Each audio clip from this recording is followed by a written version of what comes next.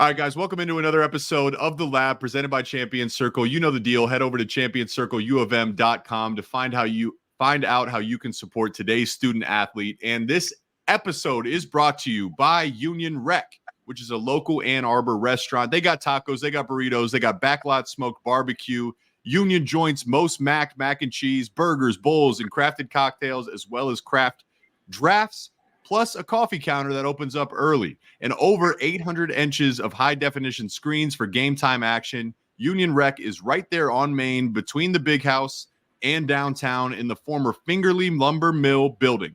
Union Rec, campy, tasty, and totally game for big games and big gatherings. So it sounds like a great place to watch the Rose Bowl, watch the boys in the maize and blue take on the Alabama Crimson Tide. And with that, I'm excited to bring in two awesome guests.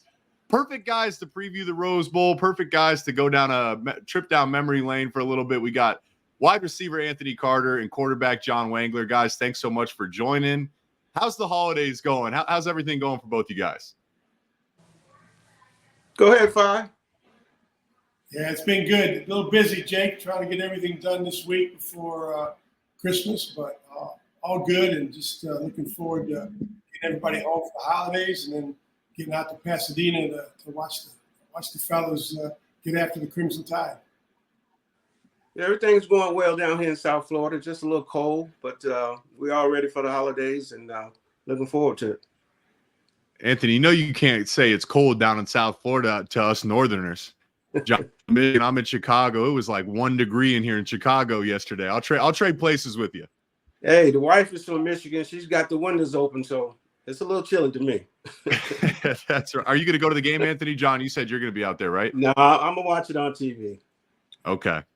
Well, like we said, us Northerners, we need an excuse to get into some warm weather, so I'm excited. Okay, so I was kind of thinking here we could go down memory lane a little bit because you guys have a legendary play that I would love to talk about. We love stories here on the podcast, and then I know you played in a Rose Bowl with Bo, and would love to just preview the team. But I want to start there because you guys got that iconic Michigan moment, the 1979 45-yard touchdown versus Indiana as time expired to win the game 27-21. And I want to start by asking you, Anthony, do you remember the feeling when John took the huddle, when he looked you in the eyes and he gave you the play call? Do you remember what you felt in that moment? I remember everything because I ended up bringing the play in. And, I told him to throw the ball to me. And the most important thing is that he listened to me, and we got the job done. So that was basically it was an exciting moment, winning the ball game. That's the most important thing. Do you remember that, John? So he brought in the play and he added his own little wrinkle at the end of it. Anthony was a shy little freshman coming in, and he did bring the play in. And as we breaking the huddle, he said, "Throw me the ball." I said, "I'm going to, Anthony." So I had all the confidence in the world in him, and I knew he'd get open. And the play was designed for him to get the ball. We had some guys on the outside running some defenders off. The ironic thing that I love to bring up is that in 1979, Jake, we had no straight drop back or shotgun plays in our offense. So I had to turn around and fake the ball to Butch Woolfolk off tackle, spin around, and then find Anthony. He got behind the linebackers. And they were in a prevent defense, so we were going to hold the linebackers with the ball fake, Jake. So it was kind of interesting. And then, Anthony caught the ball in stride, and the rest is history. John, so they're running prevent defense, of course, and you're running play action because you didn't have a straight drop back play in the playbook. That is correct, Jake. That's correct. Absolutely correct. We'll pull the clip up and clip this to show you guys, but that's absolutely hilarious to think of where the game's at today. Now most teams don't even go under center. You guys didn't even have a straight drop back play in that moment. No. What is that like what's that moment like? If you guys could just both describe that moment. Anthony, you say, "Hey, John, throw me the ball." John says, "I am going to throw you the ball." You see the ball floating through the air. You catch it, game over, game winner. Can you just describe what that moment is like as wearing the winged helmet and winning for Michigan? Well, I just made sure I wanted to catch the ball first. That was the most important thing.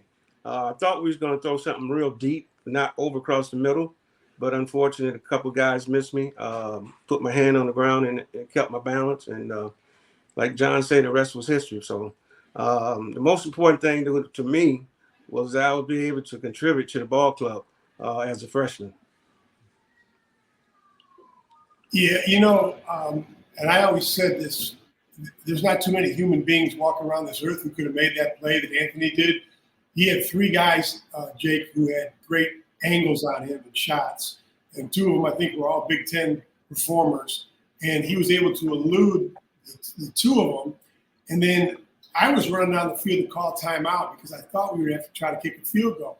And the last guy had a great angle on Anthony, but he eluded him. And like you said, he put his hand on the ground and bounced up and got into the end zone. And I really think that was when the world and the college football world really realized what a special talent and player Anthony was. And I think that was kind of his breakout moment. And, after that, he had an unbelievable career. But Well, you think we'd have had a little bit more time? It was only 6 seconds left.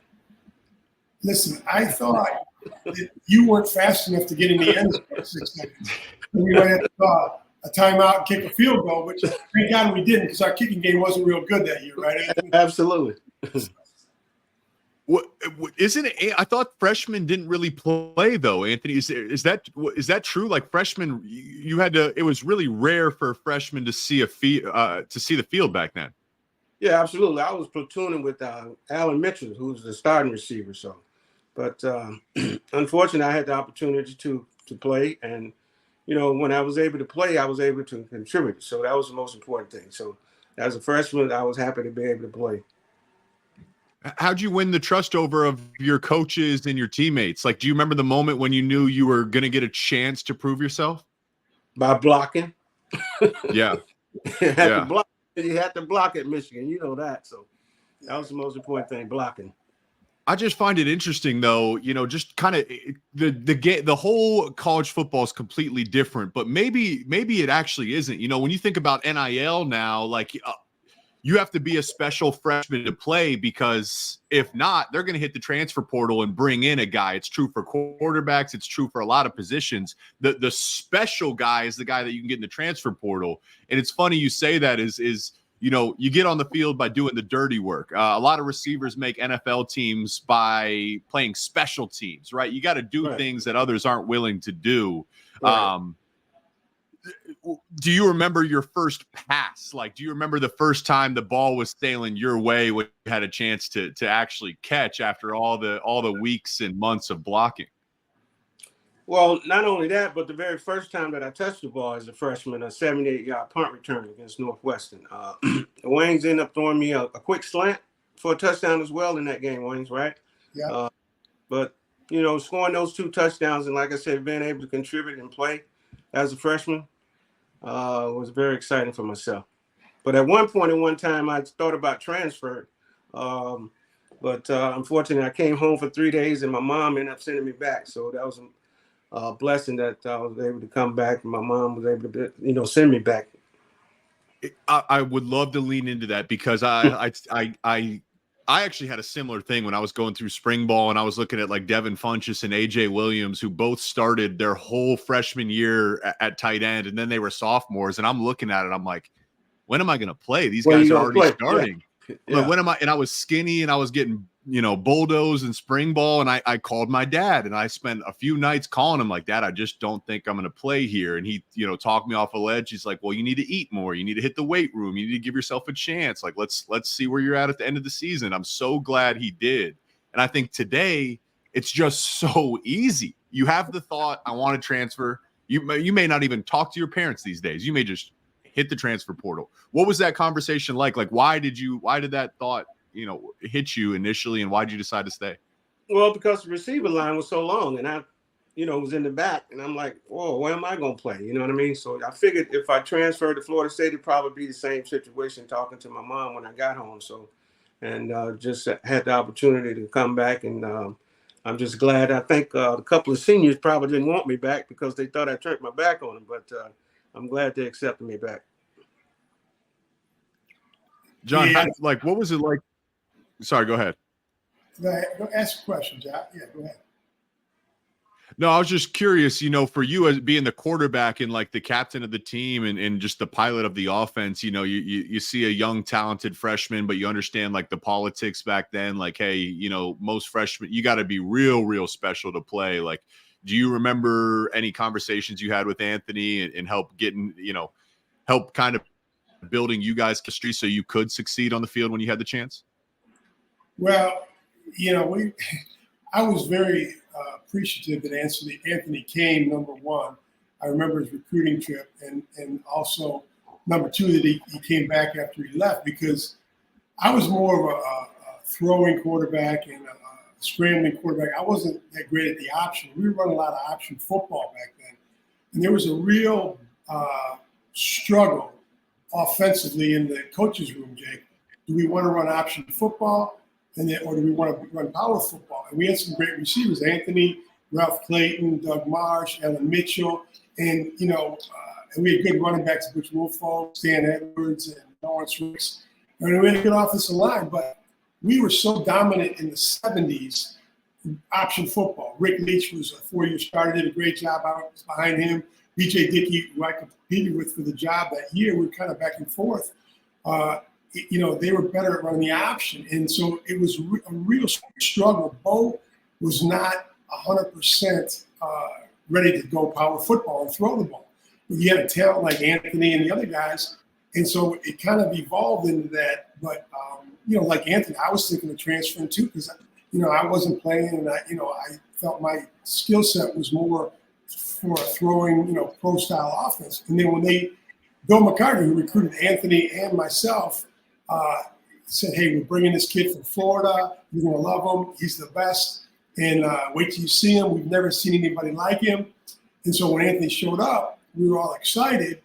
And then he ended up going home after a couple of days because, he wasn't, for whatever reasons. And then they sent him some coaches to try to get him to come back. And everybody was like, oh, my God, we can't lose Anthony, because he made a couple of plays that week. And we're like, we have never seen anything like this. And then, thank God, he came back, and the rest kind of played itself out. But you had to earn your stripes as a freshman back then. And Anthony didn't start his freshman year, his first game. He took that punt back when first time he touched the ball, and then we threw the ball a little bit in that game, and we started to evolve. But it took really that season, and then the next season, we got to really, switch totally to a pro-style offense.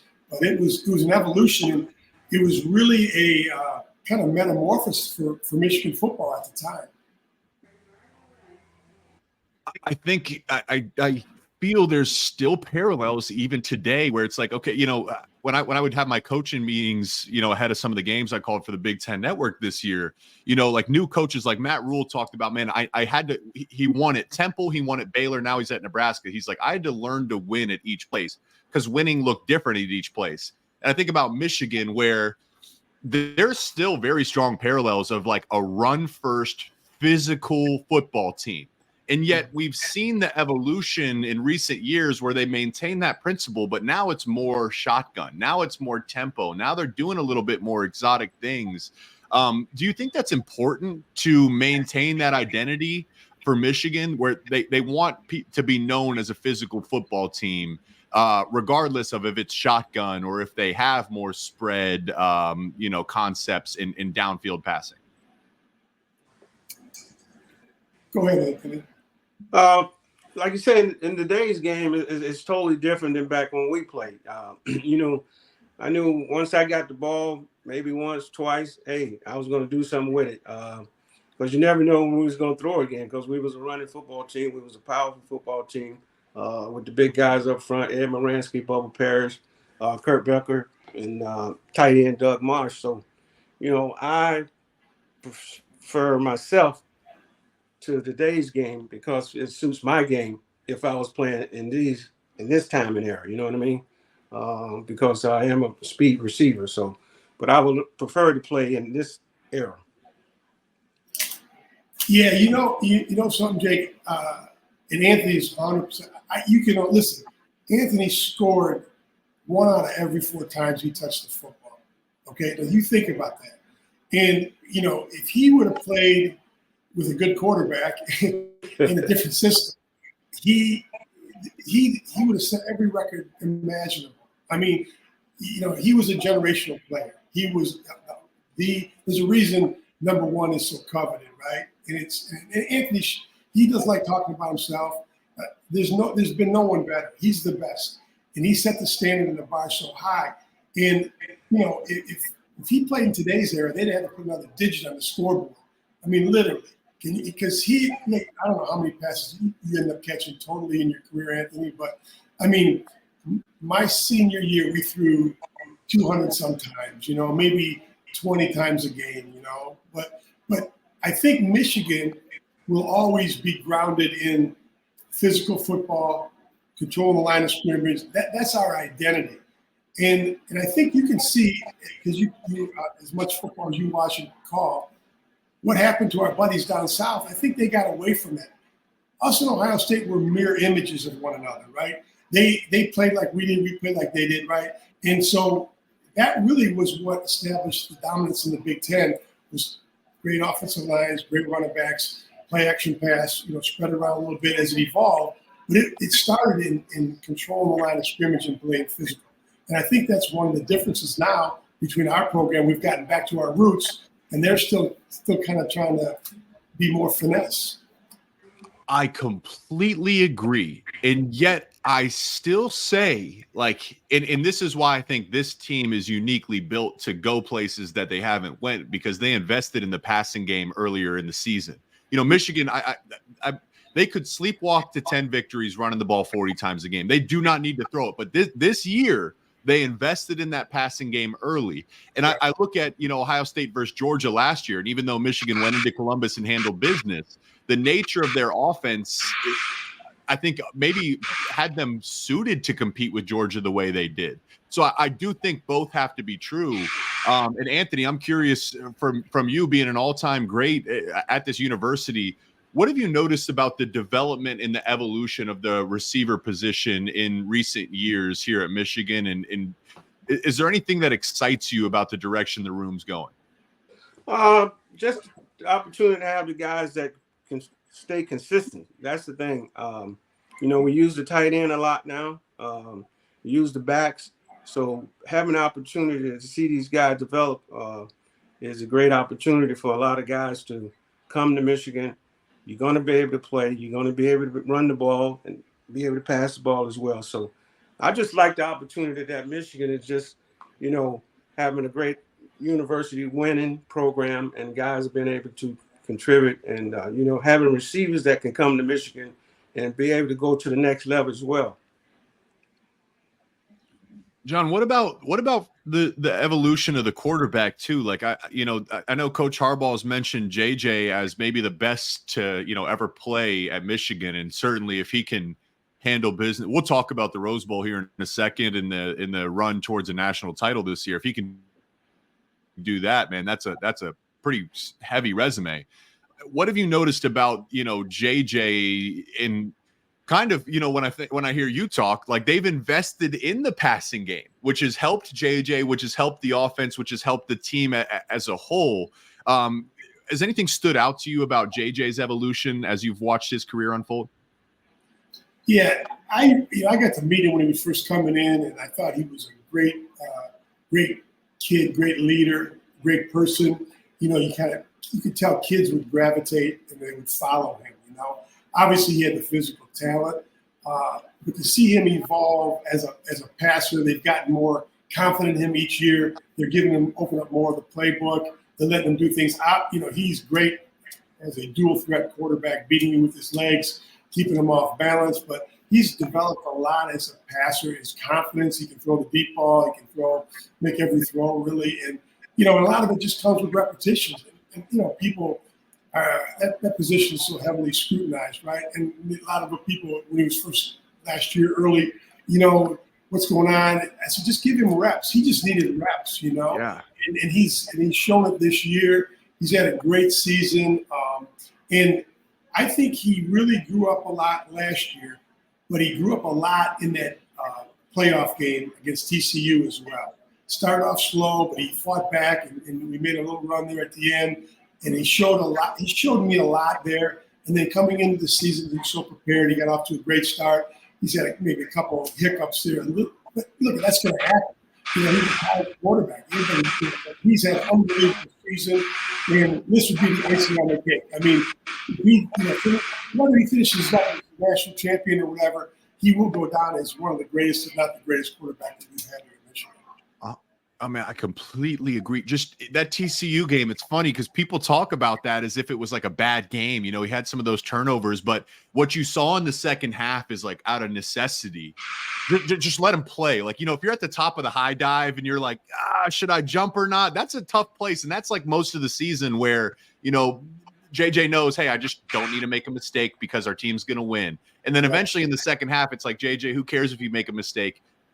This game isn't looking good anyways. Make plays. And he did. And then that built into this year, which has been an awesome to watch and an awesome fun season to watch. And now we're facing Michigan, another trip to the college football playoff, a Rose Bowl. I mean, I remember when I committed to Michigan back in 2011, I was like, oh man, we're going to go to the Rose Bowl at least once. And we haven't.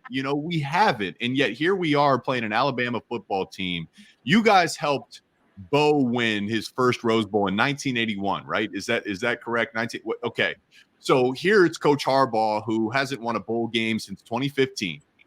College football playoff, that's the next ceiling, and it's the Rose Bowl. I'm curious, Anthony, I guess I could start with you. What do you remember about your first trip to Pasadena when you played in the Rose Bowl back then? Well, I'm like you, coming to Michigan back in 1979, watching them play against the University of Washington. And I said, dang, I want to be able to play in the Rose Bowl.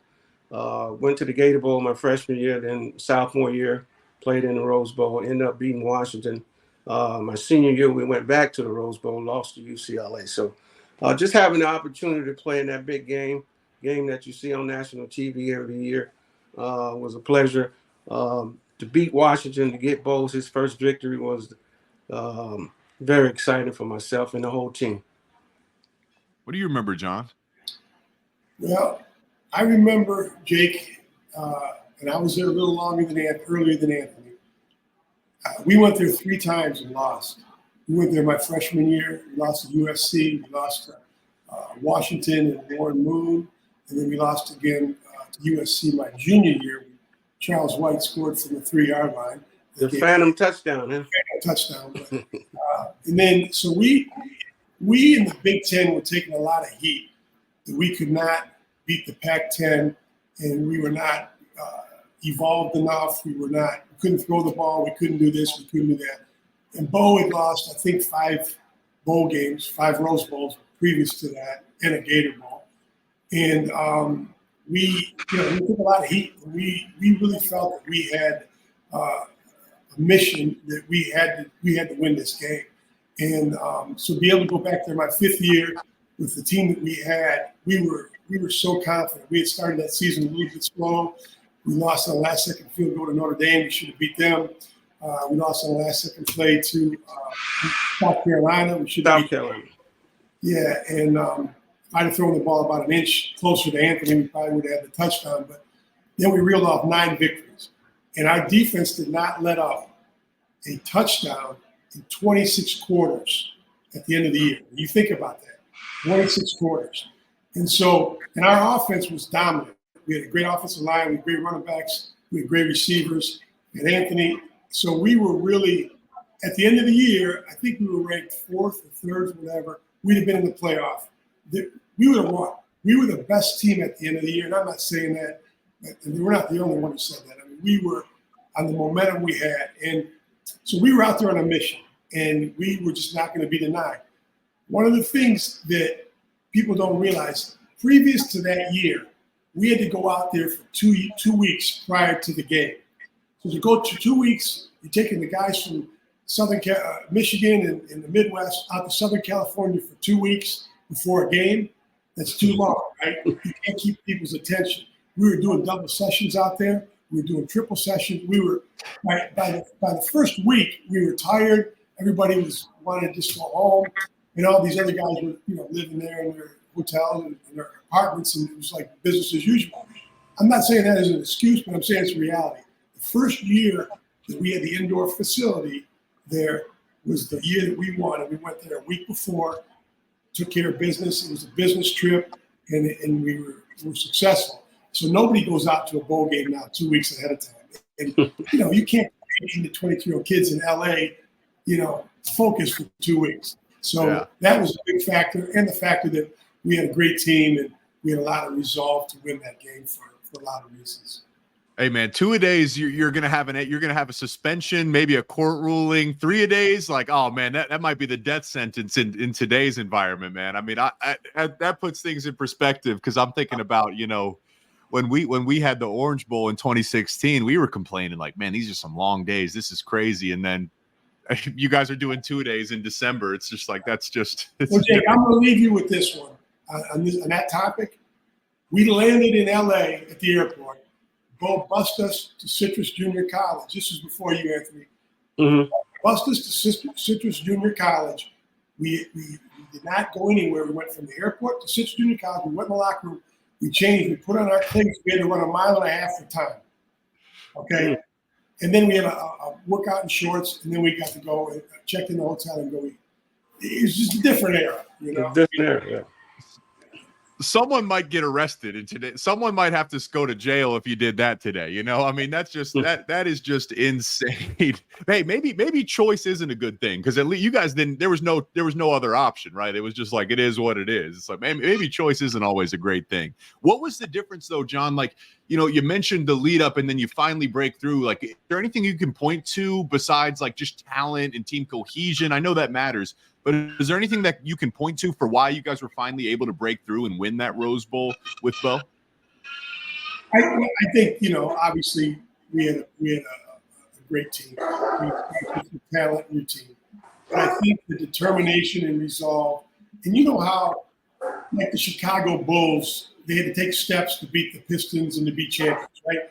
We had lost, we fought, we lost, so you had to keep taking these steps. We couldn't get over the hump.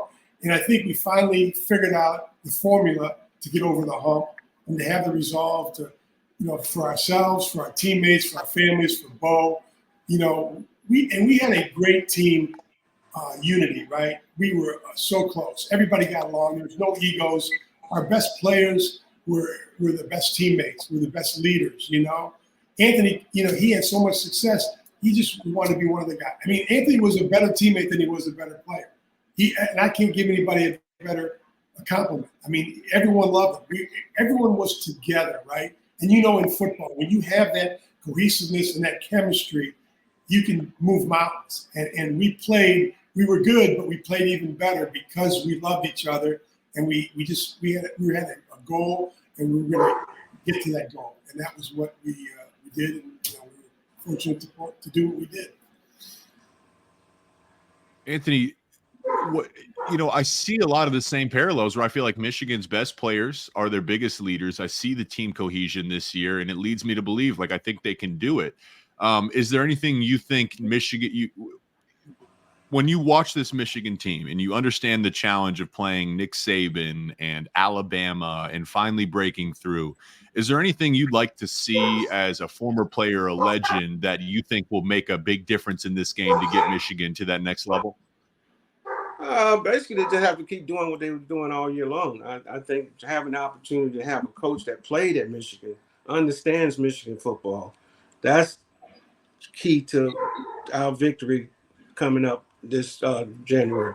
So hopefully I have an opportunity to just be able to run the ball, mix it up a little bit, get a little special team, get a little lucky on special team, and I think we'll come out victorious. Haven't had the opportunity to see a lot of Alabama football down here in the South, so I don't know what their team is really like, but I think we're ready, and I'm going to be rooting real hard for the guys. Before we wind down here, like Coach Harbaugh would always wrap up practice and let guys give wise words, and I'd love to hear you guys like wise words to the team ahead of this game. But I have to ask you, Anthony, because I know you're in the College Football Hall of Fame. 3-time All-American. What was that moment like? Because I see the NFL, they do the big thing and they try to surprise guys, and they let you know, hey, you're going to be inducted in the NFL Hall of Fame. What was that moment like when you found out you're going to go into the College Football Hall of Fame? Coach Schembechler called me and told me, and I was very excited about it. But you don't get there without great teammates, and I give a lot of credit to my teammates and the coaching staff and whatnot. But it was a very exciting moment. But I don't go in there alone without my teammates. So everybody's in there together, all my teammates.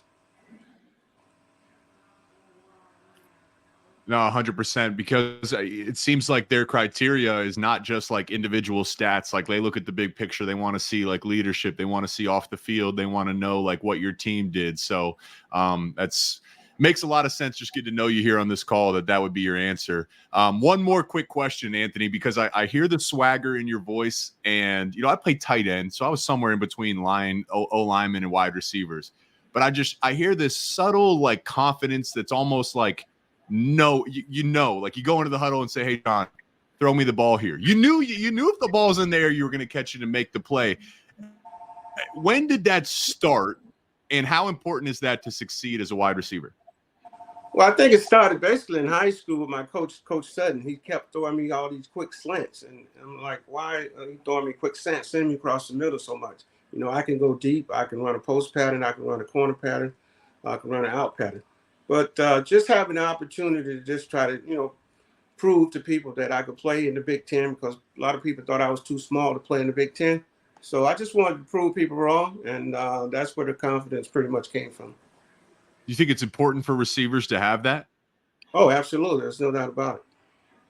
Yeah, you gotta know. I would not want to get in a huddle with receivers and tight ends and they say, "Don't throw me the ball with the game on the line." Yeah. I want the ball. I want everyone around me to want the ball, and I want the quarterback John to make the right decision, which is throwing the ball to Anthony. So, okay, as we wind down here, John, you're the quarterback. Could you give us like a little bit of wise words, like what you would say to the team as the quarterback in the locker room ahead of this game?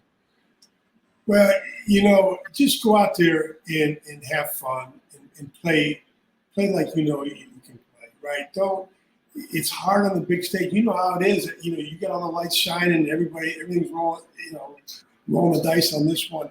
You just enjoy it. It's going to go by so quick. And just play your game, In the last game, before the last game, Bob Buford, our legendary broadcaster, he did a pep rally. There was 10,000 people there, Jake, at the pep rally.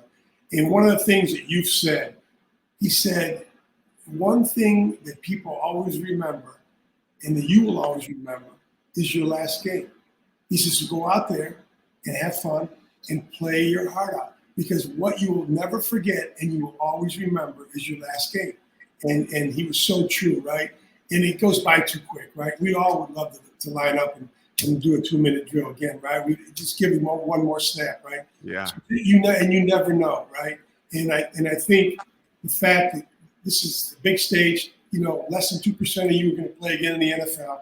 Go out there, have fun, make this your greatest effort, and let the chips fall where they may. Bo would always say to us, and this was his best pregame. He goes, "You're going to make 10 mistakes out there to lose the game. Make 12 plays to win. That's all I ask." And it made me relax, because we're all going to screw up out there, but just do more good things than bad things and enjoy it, because it is a game. You're so privileged to play in this, and you'll never forget it. That's true in ball. That's true in life. You'll remember your last game, but just play your game. You don't need to do anything special. Just go. You're the number one team in the country for a reason. Go play your game and let the chips fall where they may. Anthony, I'd love to give you the floor here. Do you got any wise words for the team ahead of their trip to Pasadena? Just play the way you've been playing all year long. Don't try to do something special. Don't try to do it by yourself. Continue to do it as a team. And just remember that you're playing for Michigan, and it's going to be a great day. You're playing for Michigan. You're playing for your teammates. You're playing for your coaches. You're playing for the largest alumni base in the world. And man, you guys are exactly right. If they just do what they're capable of doing, if they just play their game, they can get it done. I kind of like that, though. It is Michigan versus everybody. It is Michigan versus everybody, man. It's been that way all year, and I like it exactly that way for this game. So, guys, thanks so much for joining us today. Can't wait to watch this Rose Bowl and touch base with you guys after a Michigan victory. Hope you guys have a great holiday season. Hope our viewers have a great holiday season. We'll see you guys next week. As always, go Blue. Go Blue. Go Blue. Thanks. Okay, keep up the good work. Great seeing you, Anthony. Hey, likewise, Wayne. Okay. Thanks, guys. All right, Appreciate it. Y'all be blessed. Take care, guys.